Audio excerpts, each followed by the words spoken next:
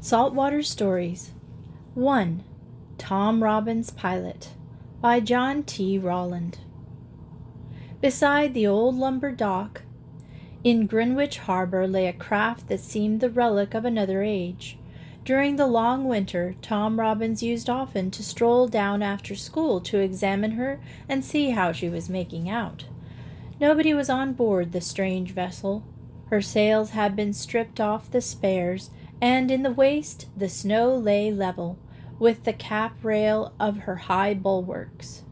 No smoke ever came from her stovepipe. Even on the quarter-deck the carpet of snow was unmarred by so much as a single footprint. Beneath her white mantle she lay there unnoticed and unattended, day in and day out, held only by a pair of stout manila hawsers at bow and stern. The old craft fascinated Tom. Slow she might be, but she had come a long distance, and that in itself was worthy of note. From some port up in pine-clad New Brunswick she had brought all that pile of fragrant lumber which lay seasoned under the shed at the head of the dock. Then there were things about her to attract the notice of anybody who took an interest in ships. She had a great wooden anchor windlass, which was obviously home-built, and the lanyards on her shrouds were of tarred hemp. But strongest of all was her high, broad stern, with its old-fashioned poop-deck, raised breast-high above the waist, and having access thereto by a flight of steps on each side of the cabin-house. From stem to stern, and from truck to winter-line, the North Light of St. John looked what indeed she was, the relic of a day when every little down-east port built its own vessels, and when native ingenuity still took the place of proper tools and Broughton 50. It was in these ships that the little two stickers, which a modern liner would hoist on their davits, that the wonderful old seafarers of New England began making voyages to India and to the East, amassing wealth which led to the building of bigger and finer vessels, until the art of shipbuilding reached its pinnacle in the swift clippers of 1850. These little old hooker anteceded those fine crafts of many years, yet here she was, still on the job. Men built stoutly in those days. Shuffling in the snow on the lumber dock, Tom Robbins made a vow that, when the North Light went to sea again, he would be on her, if it was humanly possible. Coming home from school on the last day of exams, Tom saw a wonderful thing. There were people on board the old schooner, and they were busy binding sails to their spars. He dropped his books on the porch and ran down the hill to the lumber yard. "Where are you going?" he asked a young fellow of perhaps 16 years, about his own size and build, who was slapping a coat of paint on the side of the North Light's ancient house. "Back home to Fundy," said the other, without looking up. "Dunno." The painter straightened up and eyed him curiously. "Ask the skipper if you're so all fired up and anxious to know." "He's the tall feller forward there, revving off a new set of hay-yards." Tom ignored the challenge in the other lad's voice and strolled along the dock. "Can I be of any help to you?" he asked the skipper. "I know a little something about rigging boats." A lanky individual looked up at him from the schooner's deck. He had a lean, weather-beaten face and a pair of curiously pale gray eyes. But when Tom got a good look at him, he was surprised to see the man could not be more than 25 years old. "You might," this individual drawled. "But this ain't any boat, youngster. It's a vessel." "I didn't mean—" Tom began, but the man interrupted him. "Run up aloft," he ordered, "and I'll light up the end of the peak halyard for you to rev through the blocks." Tom responded with alacrity. One job led to another, and before he realized it, the sun had set and the long summer evening began.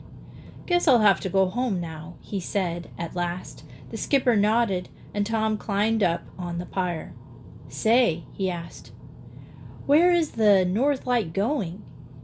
Captain Fred, for so his crew of 2 called him, seemed to be considering. "We're bound round to Newport for a new ward o' cargo," he said at last. "By the way, you don't happen to know any young feller who'd like to make the run, just for his keep and a ticket home, do you? You see, we're a mite short-handed." "You bet I do!" Tom cried. "I'm the one." The skipper looked at him keenly. "Are you much acquainted down that way?" Tom's eyes opened in surprise. "Why, yes," he responded. He was going to add that his father knew a lot of people who spent the summer in Newport, but the other did not give him a chance. "All right," he said. "We'll be gettin' under way tomorrow about noon. Come down in the mornin' and give us a hand if you can." Tom hurried home in the dusk, scarcely able to believe his good fortune. His father had promised to let him go on a cruise of some sort when school was over, so he looked for no difficulty on that score. But he did own himself puzzled over the skipper's question. "What earthly difference can it make to him," Tom kept asking himself, "whether I know people in Newport or not?" Which only shows how easy it is to mistake the whole meaning of a question.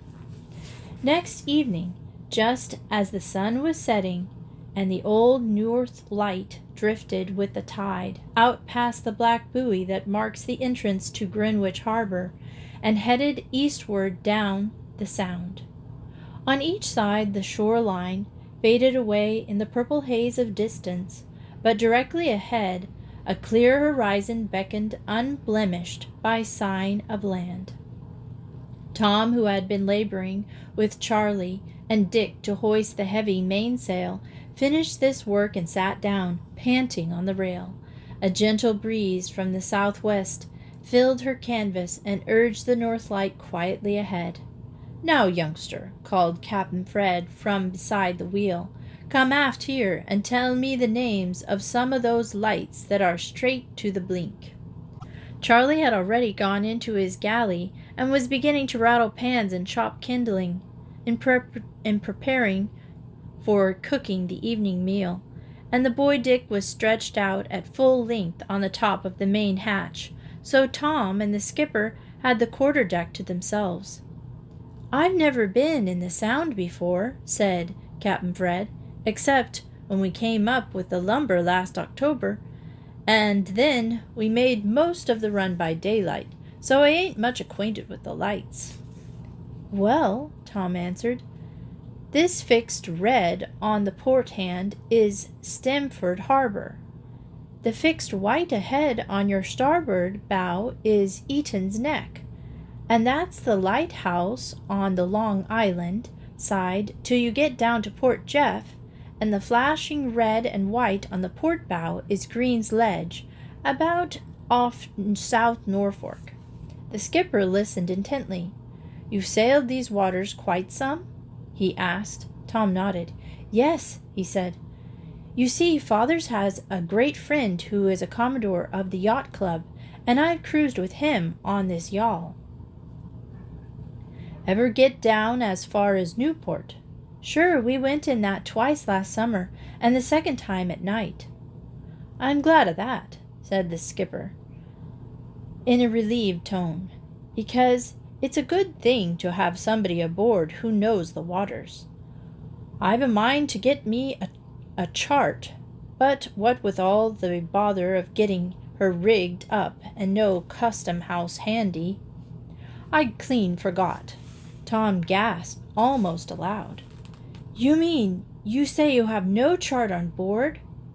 "Well, none that rightly shows the Sound," said the skipper casually. "Just a small-scale sheet on the whole Atlantic coast from Fundy west." But, hadn't you better have one?" the boy exclaimed. "There are half a dozen around the yacht club I can borrow." Captain Fred turned and looked meditatively back at the row of lights that marked the clubhouse veranda, now dwindling in the distance. "Oh, I reckon not," he replied at last. "We'd lose a sight o' time, and there's no real need for it. I can see you're well acquainted." So that was what the skipper meant by being acquainted. As the realization of the task he had unwittingly undertaken dawned on Tom, he felt a sudden impulse to blurt out that his knowledge was all too hazy for the job. But before he could master his courage, the skipper motioned him to take the wheel. "I'm going down for a spell to see how supper's making out," he said with a yawn. "East by south is how I've been heading. But if that ain't quite right, steer her what suits yourself. It's hard to lay off a proper course on one of them small-scale charts." And he shoved back to the slide of the companion hatch and disappeared down the steps to the cabin.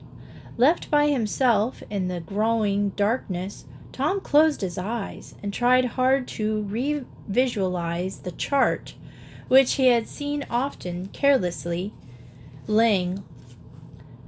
"East by south will carry her down clear to everything as far as the middle ground anyway," he muttered.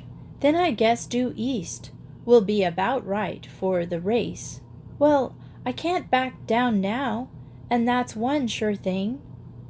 In the country that Dick hailed from, any bright boy 16 years old who had spent the better part of 2 summers cruising on a body of water the size of Long Island Sound would be expected to know it like a book. Charlie rather scornfully imparted that information while he and Tom and Dick were eating their supper. "Dick here, he ain't your age by a year, and he can name every light and buoy between Mina's Basin and the Wolves." "Want me to prove it?" Dick challenged, swallowing half a potato at a gulp. "You needn't bother," said Tom. Then he added, feeling rather flat, "I can do that too. Not for the Bay of Fundy, of course, but for the Sound. Why, I know this old Sound like the man that makes the charts. All I'm saying is, I don't know what your brother meant when he used the word acquainted in that sense." "Well, it's English," retorted Dick. "We ought to know, because it's our language, and you're only a Yank." "Stow it, kid," Charlie cut in sharply. "We don't want any fights. Not this early in the run." Tom sat silently, deciding uncomfortably, yet not knowing just what to say or do. He scarcely knew which was worse, the skipper's trust in him or Dick's open derision, for it was quite evident that the latter had not been deceived by his boast. Tom felt the falseness of his position keenly, and like many a conscientious man suddenly called upon to bear responsibility, he underestimated the extent of his real ability. For Tom, when all was said and done, knew more about the waters than anyone else on board the ship, and all he really needed to do was to make use of this and not attempt to run a bluff. But that course is one that many an older man has had yet to learn by hard knocks, and it is not to be wondered at that the boy ate his meal in silence, tortured by misgivings, yet determined to dare all. "Hello there, Robbins. Are you going to sit at your supper all night?" A voice came floating down the companionway. "No, Captain, I'm coming," Tom called out as he gulped down the rest. He threw a glance at Dick and got a truculent stare in reply. "Some pilot we got," said a jeering voice as he stepped out on deck and closed the door behind him. "I suppose I'll have to fight that kid yet," Tom told himself, but he reflected that that would not mend the old North Lights bottom if, in the meantime, he ran her on a rock. He stood still a few moments till his eyes became accustomed to the dark, and then he saw something which, in a sudden and startling fashion, banished from his mind all thought of fighting.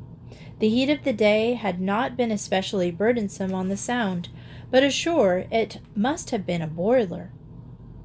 All day long a low, smoky haze had lain over the land, though which the midsummer sun baked down.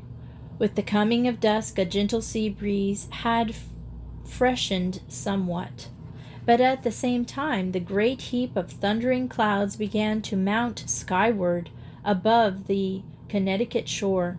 Then the breeze dwindled away, and now as Tom stepped out on deck in the darkness, he found the north light laying virtually becalmed. A sudden forked flash of light revealed the coming storm. Now there are thunder squalls and there are thunderstorms. The Long Island storm variety are the latter. Real storms that blow for a whole while with nearly hurricane force, the sort that uproot trees and snatch the roofs off buildings. It took Tom only an instant to see what was coming. Already the cloud bank had hidden stars up in the heavens to the northwest, and a curtain of black swept out from the land with a steady rumbling like that of distant artillery.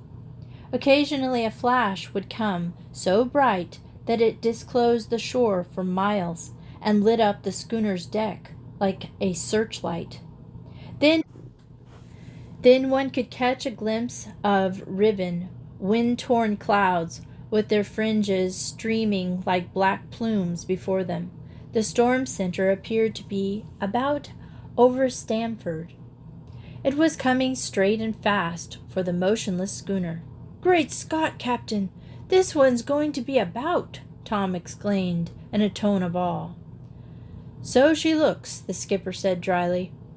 "What I want now is to make out just where we are before the rain shuts in and we can't see nothin'." Tom glanced at the towering canvas, and it seemed to him they were wasting valuable time. "You'd better begin getting the sail off her," he said boldly, and then in answer to the question he added, "You're just about south of Sippin's Point, 2 or 3 miles, I should say." "Nothing in the way if I let her go east?" "No, nothing at all. You've got the whole Sound ahead of you." Tom was getting nervous. "Well then," drawled Skipper Fred, "you can call the others and say we'll claw up topsails. I figure to hold on the lowers till I feel the haft of the wind." "Great Scott!" cried Tom. "Captain, honestly, you don't understand," he began, when out of the darkness shot a long arm, and a grip like a vice fell upon his shoulder. "Young man," said a stern voice, "who's master here, you or me? Now, do what I tell you, and don't give me any more jaw." Tom wrenched free and sprang down off the poop. "Come on, fellows," he yelled. "Claw up to topsails. There's a humdinger of a storm on its way." It did not take Charlie and Dick long to turn out, and in a very few minutes they had both topsails clawed up tight to the mastheads. Then, panting from their exertion, they looked back to see how near was the storm. A few big drops splashed on the deck, and a puff of hot wind struck them in the face. The same puff caused both the North Light's booms to swing uncertainly across her deck, and then, when it was repeated, the sails filled with a slam, and, as her sheets jerked taut, the old craft rolled down to starboard until her water boiled in through her main deck scuppers. A sudden flash of lightning, accompanied this time by a terrific crash, showed to windward all a welt of spum. Overhead, low wisps of scud sped past at airplane speed. "Reckon she's made up her mind to blow," Charlie observed in a dry voice. Next moment the storm was upon them. For a while Tom could do nothing but hang on. The rain came down in a perfect cloudburst, and with the force of a tornado driving it. He felt as though he was standing in front of a fire hose nozzle. Crawling across the deck on hand and knees, he finally gained the shelter of the house, and found the other two there before him. "The old girl's making knots," sounded Dick. "This'll take some o' the grass off of her." "Go you North Light," Charlie exulted. "Boys, she can travel when there's a breath of air to shove her along." As for Tom, whose sailing had been done in yachts with light racing canvas, he marveled that the sails had not long since blown away. And he marveled, too, when the air cleared somewhat after the first deluge, to see all at what a great rate the old schooner was going. But, interrupting his thoughts, came the skipper's voice, high-pitched above the scream of the wind. "Stow that old jib, boys! Feels like it's gonna blow." "We got to baby that sail," Charlie exclaimed.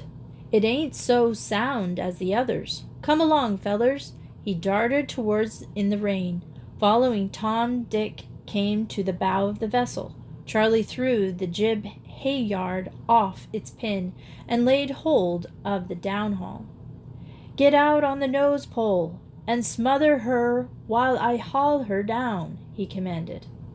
Dick went up over the bows and out along the foot ropes like an old hand. But to Tom, that trip through the black void with nothing but a slippery stay underfoot was something new. And when presently the descending jib began to thrash and jerk at its stay, he had no thought but to hang on with both arms round the bowsprit. "Grab hold of the sail! What good are you?" jeered Dick at his elbow. Tom reached out one hand and laid hold of a corner of the jib, but it yanked out of his grip with a vicious jerk. And Dick, standing the bowsprit as though it was a horse, nearly went overboard. But he never let go of the sail. When Tom saw this, a wave of shame swept over him, and he hooked his legs about the spar. He seized the struggling canvas, and with both hands, and hauled it in. "That's the stuff!" yelled Dick, as a flash of lightning hit the sky. "Smother it! Now we've got her. Pass a top round her. That rope there by your hand." Tom obeyed. With the clew of the sail secured, the worst of its thrashing ceased. Both lads moved out slowly along the bowsprit, riding down the jib, smothering it, and securing it with stops as they went. "How'd you like that?" Dick shouted when the job was done. "All right," said Tom. He let go of the jib stay and turned to crawl back. "Look out!" yelled Dick. But before the warning was even heard, Tom lost his balance and pitched headlong off the spar. He saw the black water below and the broad, unrushing bow with its crashing wave, and gave himself up for gone.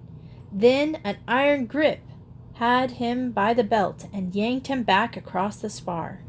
"Never let go. Keep hold of something all the time," yelled a voice at his ear. Tom was shaking like a leaf when he got in again on the old schooner's substantial deck.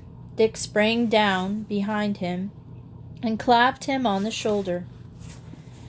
"Shucks," he said. "Don't mind a little thing like that. Everybody's got to learn." When the storm had passed rumbling and growling into the southeast, it left behind it a fresh breeze out of the north. The north light-footed at a good rate, and the morning found her well down towards the eastern end of the sound. Tom had taken a trick at the wheel from midnight to 2, and he had been up and down at frequent intervals through the remainder of the night. But when the broad part of the sound eastward of the New Haven was reached, he felt safe at last to turn in. As a result, he slept late in the morning, and since his services were not needed on deck, no one disturbed him. When at last the sun, shining in through the door of the mess room, woke him, he became aware of a conversation going on in the galley next door. "You don't know anything," Dick was saying. "Didn't you see me having to grab him from falling overboard Off the nose, Paul, last night?" "Yes," drawled another. "I was giving you some credit for that till you began to boast about it." "Well," said Dick hotly, "I'll tell you what I'll do. If this kid don't get us into trouble before we get shed of him, I'll give you my best shirt." "All right," Charlie laughed. "It ain't very hard for me to take you up on that. But suppose he does get us in a hole, what then?" I'm coming to that. If he does pile the old girl up, I'll give him the dangerous licking he ever got in his life, and you'll see the skipper don't interfere until I'm through." Tom went out on the deck without waiting for her to hear more. Few people really enjoy the prospect of a tough fight, especially when someone else is the aggressor. And something told him that Dick would be not so far beyond his rights. For Tom knew, if the others did not, that they had come within an ace of striking the middle ground. The night before, owing to his forgetting how far the shoal stretched northward from the light. Only Charlie's sharp-sightedness in spotting the buoy while there was still time had saved the North Light from a terrible grave. Out on the deck, Tom recalled Dick's last words, and a hot flash mounted to his cheeks. "I'll fight him if he wants to, but it won't be on account of losing the vessel. Not if I can help it," he muttered. The skipper was at the wheel, and he greeted Tom cheerfully. "Slept out, huh?" he said. "Well, how'd you size up the day?" The sun was already high, but a dark haze hung over the low, sandy shore of Plum Island, from which the summer breeze blew, steady but fresh. It was about as much as the old schooner wanted, with topsail set. "I think it's getting to blow hard this afternoon," the boy replied. "It usually does, with one of those smoky southeasters." Captain Fred nodded. "Reckon on well," he said, but he gave no sign of altering his course. About noon, on the North Light swung through the race with a boiling tide under her, and her nose lifted to the first long swells heaving in from the east. In another half-hour she was fairly at sea, with the barren shore of the Fisher's Island under her lee, and the whole North Atlantic in windward.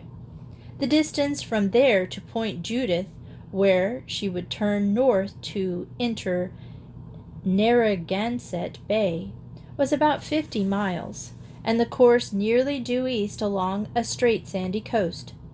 Captain Fred, however, kept the schooner headed to windward of that course, as though he feared drifting down on the beach, and before the afternoon was half gone, it became apparent that he had allowed himself none too much sea room even so. At 2 o'clock they clewed up topsails, and half an hour later had to reef the mainsail and take the bonnet off the jib. The wind had backed into the south and was steadily increasing in force.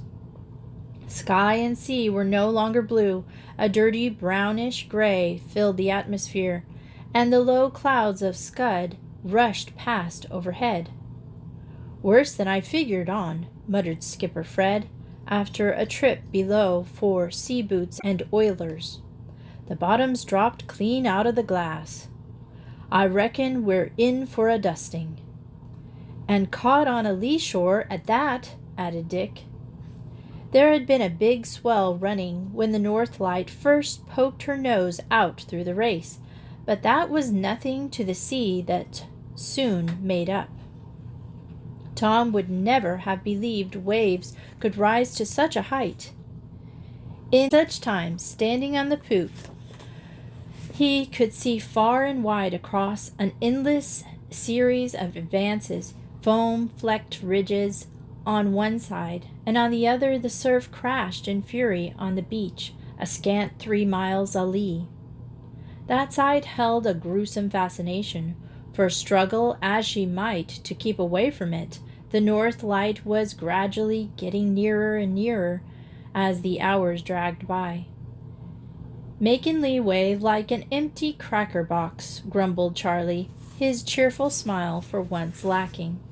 "Can't we go about or near her round the head back?" Tom asked. Charlie shook his head. "She wouldn't do any better on the other track. The wind's straight on to the land, and that's all there is to it. The only chance is to keep going and squeeze past Point Jude. How much further is it?" "About 15 miles, I should say," Tom replied. It was an anxious crew that watched the shore from the old schooner's deck as the afternoon wore on. For a time they believed she was gaining an offing, but pretty soon it became evident that they had merely been deceived by a bend in the coastline. "There's a point ahead," shouted Charlie suddenly. "Is that what she's got to go around?" Tom looked and saw through the haze of distance that appeared like a little lump on the horizon. It was just barely on the lee bow. "Yes, that's Point Jude," he sang out. "Will she make it?" "Maybe," was the skipper's terse response. Then, without warning, the sky seemed suddenly to turn to night. The wind increased still more, and a fine, driving rain burst upon them. Captain Fred, who had been all this time at the wheel, motioned Dick to relieve him. He made his way forward along the reeling deck. Tom presently found him crouching right up in the eyes of the ship, with the high flaring rail at her bow, as a sort of windbreak, straining his eyes to pierce the impenetrable mist. "Thick as pea soup," the skipper grunted. "This makes a Fundy man feel right at home." "Do you get this kind of weather there?" Tom asked. "Boy," Fred drawled, "we bottle it and feed it to the babies for gruel." But in spite of his grim humor, he did not relax his lookout for an instant. Half an hour passed, during which the crew of the North Light saw only driving mist and heard nothing but the thunder of surf on the beach. Then, without warning, a bellow-like last despairing wail of some legendary monster trembled through the air and made itself heard even above the roar of the gale. "What's that?" the skipper shouted. For an instant Tom's scalp felt prickly at the back, and he hesitated. Then reason told him that the strange sound could be only one thing. "The foghorn on Point Jude," he called back. There was elation in the boy's voice, and he noticed with surprise that the skipper did not seem to share it.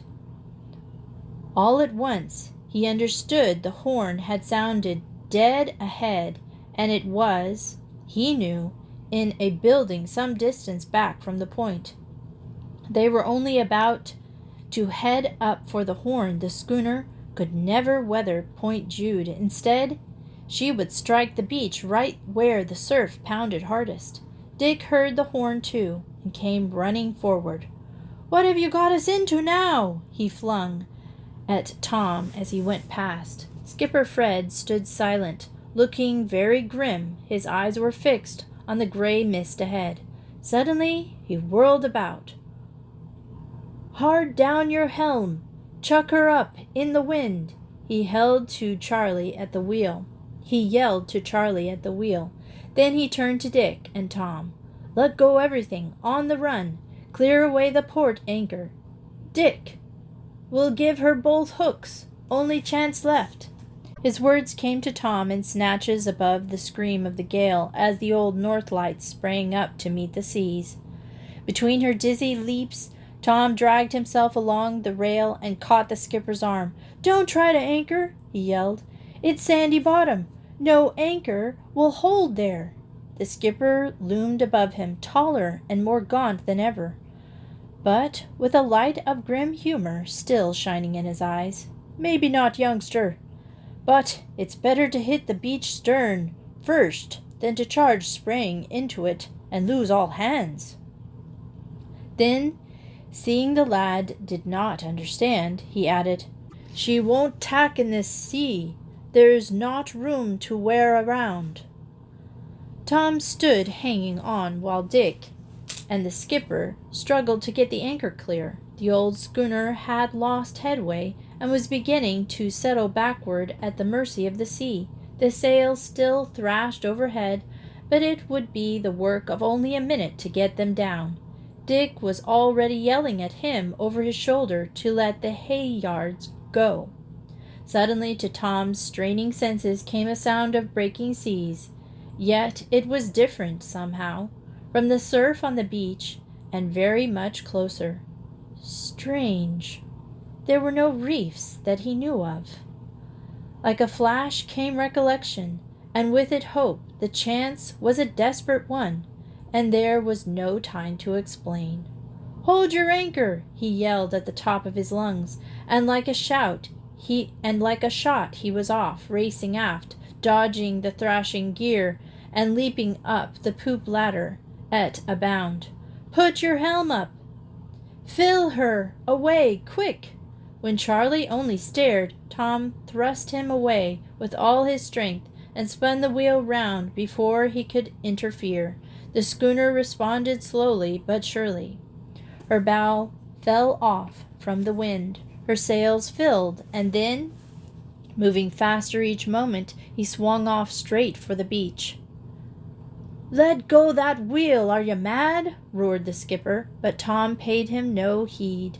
With jaw set and eyes fixed on a point in the mist, he seemed not even to hear a word. Up on the poop rushed Dick and threw himself headlong at the lad. Tom's chin flew back and his head rang with the impact of the blow, but he held fast to the kicking spokes of the wheel. With all his strength, Dick launched another blow, but this time Tom ducked, and it grazed his ear. Then Dick sprang in and seized him by the throat. "Let go! Leave him be!" Charlie suddenly yelled. "Here's something showing up through the fog." They all saw it then. Out of the murk ahead leapt a great wall of rock over which the sea crashed. The north light shot past its end and rushed all at once in the water, miraculously peaceful and smooth. All along to windward stretched the great barrier, a breakwater of huge extent, which had been built at this dangerous point for just such needs as theirs. Tom turned a grinning face to his skipper. "I heard the sea breaking on it, and figured if we headed down this way, we were bound to come to its end. It's good bottom here. You can anchor whenever you want." Dick looked back, regarding him shamefacedly. "I walloped you," was all he could say. Skipper Fred heaved a great sigh. Then he laughed. "Well, boy," he said, "I reckon you're a regular pilot after all."